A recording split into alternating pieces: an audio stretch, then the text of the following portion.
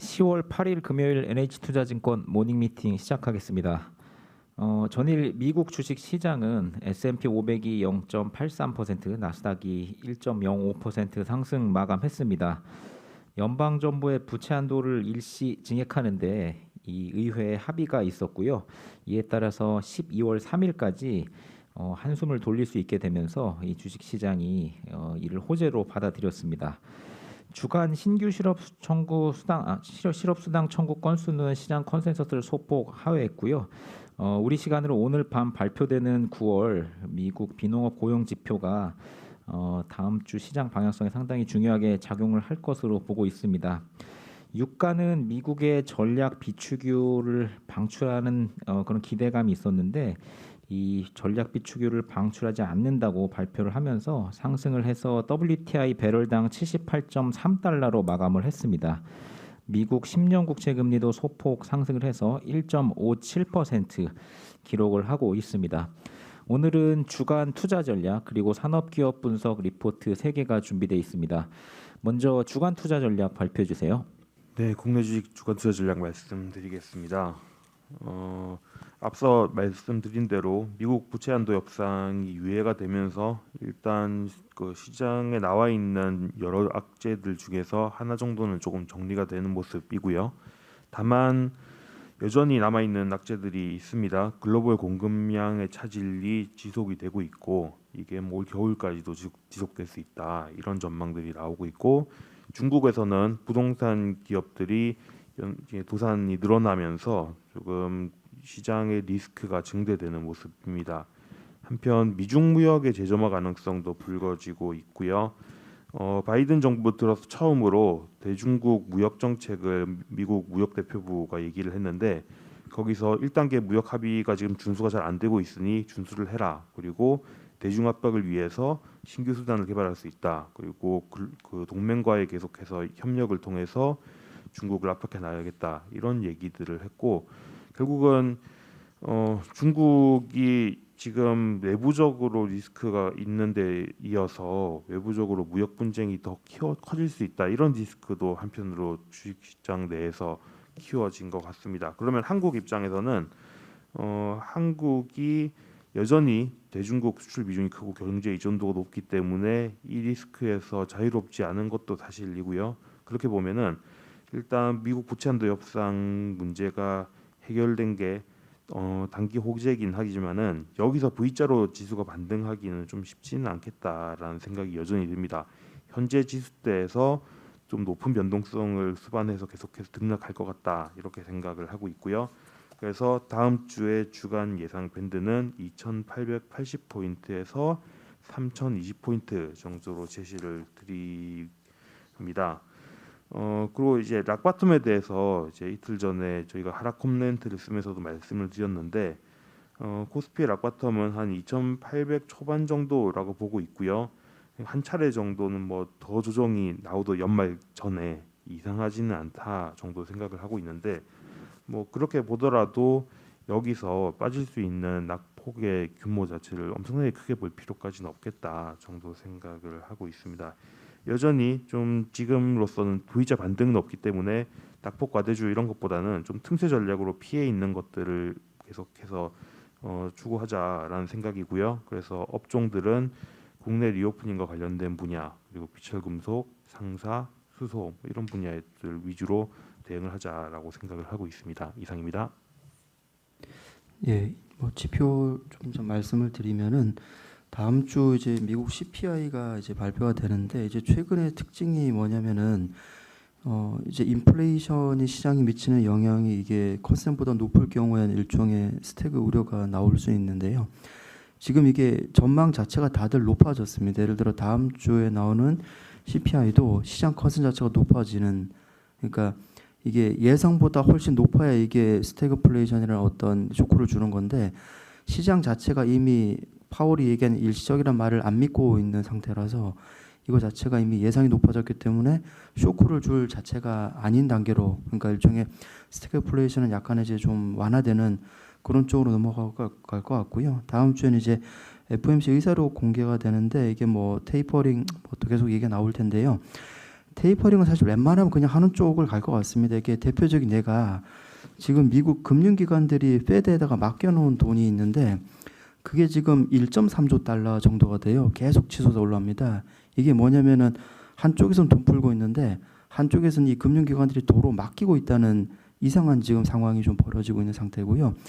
보통 이제 그 1.3조에서 지금 그 페드가 이 금융기관마다 맡길 수 있는 한도를 1,600억 달러로 해놨는데 몇몇 기관들은 이미 이거 거의 다 채우는 상태입니다. 그래서 금융기관 입장에서는 이거 양적 완화 필요 없는 쪽으로 지금 보고 있기 때문에 아마 FOMC 의사록에서도 웬만하면 테이퍼링은 그냥 빨리 하고 끝내자 이런 쪽의 톤이 나올 걸로 지금 그렇게 보고 있습니다. 그래서 매크로 쪽의 결론은 인플레 자체가 이미 시장이 다 예상을 해버리고 있기 때문에 이걸로 쇼크를 받을 일은 조금 스태그 우려는 약해질 것 같다.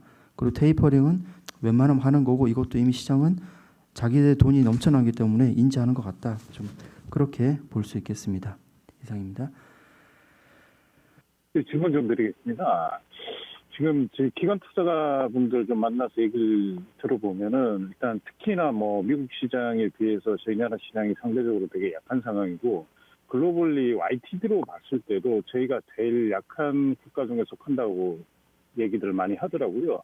YTD로 보면은 이제 뭐 조금 올랐거나 아니면 똔똔 수준인 것 같은데 저희 그 지수가 뭐 글로벌리 비해서 왜 이래 약한지 뭐 그런 부분들은 좀 어떻게 해석을 할 수가 있을까요?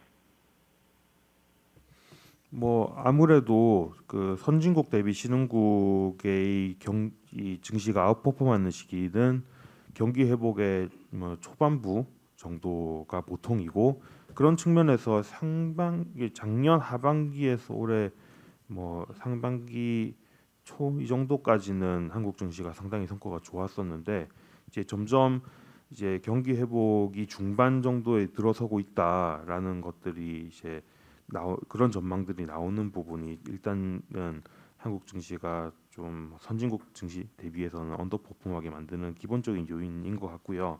거기에 또 한 가지를 더하면은 결국은 이제 그 연초부터 계속해서 나오고 있는 얘기가 글로벌 공급망의 차질이잖아요. 그러면은 보통 제조업이 포진해 있고 수출 국가인 국가가 내수 소비를 통해서 성장하는 국가들보다는 좋기는 힘든 상황이죠. 그래서 이런 것들은 일단은 글로벌 공급망 차질이 조금 부분적으로 완화되고 또 한편으로는 신흥국 그동안 경기 회복이 더뎠던 신흥국들이 경기 회복이 좀 본격화가 되면서 이제 글로벌 경기 회복의 강도가 조금 강해지는 이런 것들이 필요하지 않겠느냐라는 생각을 하는데요. 일단 내년 뭐 한 좀 초가 지난 이후 정도에는 좀 긍정적으로 볼 수 있지 않겠느냐 시기적으로는 그 정도 생각을 하고 있습니다. 네, 이어서 산업기업 분석으로 넘어가겠습니다. 유한양행 목표 주가 상향 보고서입니다. 박병국 의원. 안녕하세요. 유한양행 프리뷰 자료입니다. 목표 주가는 85,000원으로 상향을 했고요. 논리는 레이저 티닙 가치를 기존 2조 2천억 원에서 2조 9,800억 원으로 상향했다라고 보시면 될 것 같습니다. 이는 지난 2021년 유럽 종양학회에서 공개한 크리셀리스2의 고무적인 결과로 미국 시장 품목 허가 승인의 가능성이 높아졌음을 반영을 했고요. 현재 EGFR 변이 비도세포 폐암에서 타그리소 및 화학요법까지 경험한 내성 환자 70여 명을 평가를 했습니다. 당연히 데이터는 좋게 나왔고요. 그래서 지금 얀센이 보고 있는 그 레이저 티닙의 그 가치는 매우 큰 것 같습니다. 지금 계속해서 뭐 마리포사 임상했다가 마리포사 2 임상 3상까지 확대가 되면서 100억 현재는 이제 100억 달러 수준으로 전망이 되는데 병용으로 가면 시장은 당연히 더 커질 거고요. 그래서 여기 대부분의 치료 차수와 병용요법을 레이저 티닙으로서 해결을 하려는 의도가 있다라고 보고 있습니다. 지금 임상에 들어가는 비용만 아마 수천억에서 조 단위가 될 겁니다. 그래서 글로벌 제약사 얀센이 보고 있는 이 약의 가치는 매우 클 수 있다라는 부분인데 지금 유한양행과 더불어 오스코텍이라는 그 회사들이 레이저 티닙의 가치를 이제 반영이 되고 있는데 주가는 다른 바이오텍이나 다른 뭐 제약사들에 비해서 수익률이 많이 좋지 않은 상황임을 좀 반영을 하면 충분히 업사이드가 있다라고 보고 있습니다. 그리고 3분기 실적 같은 경우에는 매출액 4,395억 원 보고 있고요. 영업이익은 140억 보고 있습니다. 일단 3분기는 여름 휴가랑 추석 등으로 인해서 국내 그 의약품 시장은 이제 약간 좀 줄어든다라고 보시면 될 것 같습니다. 다만 4분기에 이제 개선이 되기 때문에 연간으로 보면은 매출 1조 7,400억 원 그리고 영업이익 829억 원 전망을 하고 있습니다. 이상입니다. 네, 질문 없으시면 삼성전기 이규화 위원입니다. 네, 동사는 지금 전 사업 부문 업황 호조세에 힘입어서 2021년 하반기 역대 최대 실적 달성이 좀 기대가 됩니다. 그 좀 봐야 될 부분은 지금 MLCC 가격이 이제 인상이 안 됐는데도 지금 역대 최대 실적이 달성 가능하다는 점이 되게 긍정적이고요.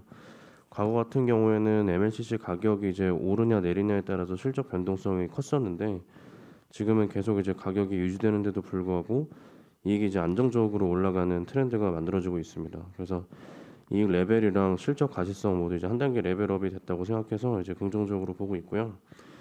그 최근에 주가는 이제 하락세를 기록을 하고 있습니다. 시장 전반적으로 변동성이 확대된 가운데 반도체 공급 부족 그리고 중국 전력난 이슈 때문에 이제 내렸다고 생각을 하는데 그 하반기 지금 실적이 양호하고 중장기로 봤을 때 IT 기기나 전장 수요 회복이 이제 기대가 되기 때문에 실적이 계속 우상향하는 그림 생각하면 최근 주가 하락이 좀 과도하다고 보고 있습니다. MLCC 업황은 전방 산업이 좀 수요가 둔화됐는데도 공급 부족 영향 때문에 여전히 좀 타이트하고요. 기판 같은 경우에도 이제 패키징 공급 쪽이 이제 부족으로 이어져서 가격 인상이 지속되고 있습니다. 중장기적으로는 지금 PC 쪽으로 나가는 기판보다는 서버 쪽으로 나가는 기판이 이제 마진이 더 높은 아이템인데 이쪽 확대도 기대가 돼서 긍정적입니다. 3분기 영업이익은 당사 추정치 그리고 컨센서스 상회할 전망이고요. 특히 이제 4분기 같은 경우에 전통적으로 비수기라서 원래 3분기 대비해서 많이 실적이 빠지는데 올해 같은 경우에는 실적 수준이 높은데도 불구하고 크게 이제 안 빠질 것으로 예상을 하고 있습니다. 그래서 그 전방 산업 업황이 지금 수요 회복 그리고 공급 부족 완화가 내년에 기대된다는 점 감안하면 최근 주가를 그 저가 매수 기회로 삼는 것이 맞지 않나 이렇게 생각하고 있습니다. 지금 접속 상태가 좀 원활치가 않은 것 같아서 CJ CGV는 자료 대체하겠습니다. 네, 10월 8일 NH투자증권 모닝미팅 마치도록 하겠습니다.